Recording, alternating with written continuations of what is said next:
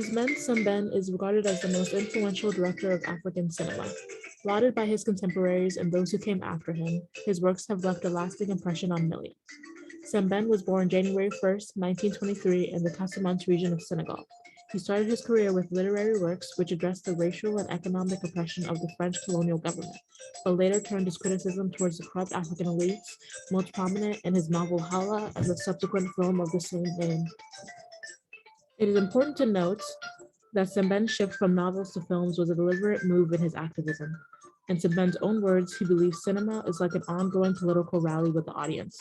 Of all the arts, it's the form of expression that's most accessible and appealing to a large audience. As an author deeply concerned with social change, Sembène wished to reach a wider audience, and with this mission, he realized that his written work would only reach a certain cultural elite, those who are privileged with higher schooling.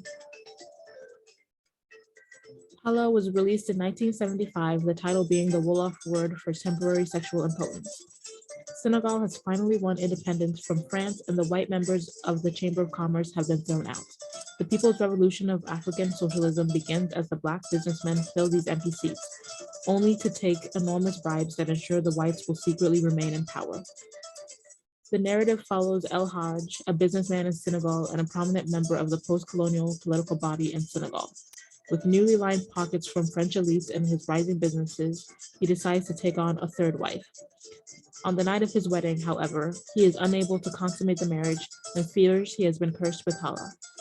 Initially suspecting his first and second wife of cursing him, he seeks out numerous spiritual healers before realizing it was the work of a Decker beggar whose land El Hajj had expropriated.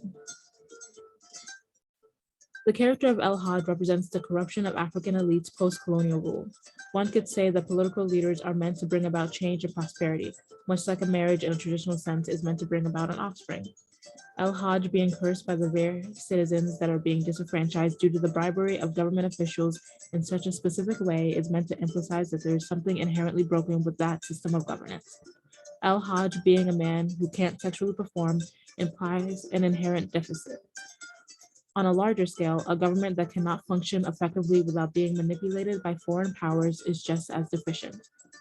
In Hala, Sembène masterfully conveys the shortcomings of African leaders, a critique that still holds some truth today.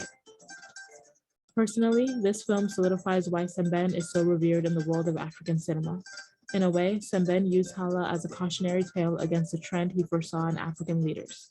As a Ghanaian girl living in this age, I can attest that very little has changed. Although independence has already been accomplished, it seems as though Africa can never be free of Western political and economic interference. And as depicted in the film, this Western manipulation of African affairs will not end in prosperity.